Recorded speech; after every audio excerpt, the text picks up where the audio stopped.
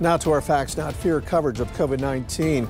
Well, Ohio now has the highest hospitalization rate in the entire country. But how is this surge affecting the youngest Ohioans?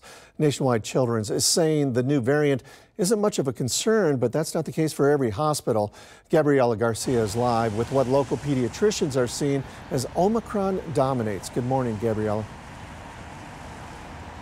Good morning, Tino. So cases at Nationwide Children's did spike during the height of the Delta variant surge here, but the numbers have since leveled off since Omicron has come into the state of Ohio, and no National Guard help is needed at Nationwide Children's. But that's not the same story in hospitals across the state that are serving pediatric cases. Cincinnati Children's Hospital says they're seeing an almost tripling in the number of patients that have been admitted for COVID in the past week or so.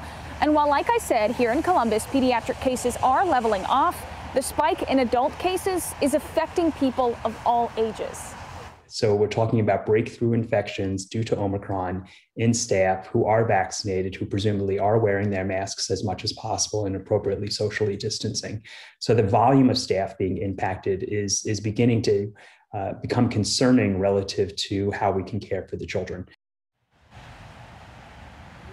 Dr. Morse says this will impact things like schools and hospitals, retail, and really everything else. He says it's really important to mask up, socially distance, get vaccinated if you're eligible get a booster if you're eligible for that as well. And it's unfortunate that all of this is happening around New Year's Eve when people like to get together and have their little family gatherings or friend gatherings. But Dr. Morse says it's not the best time to do that right now, especially inside and without a mask.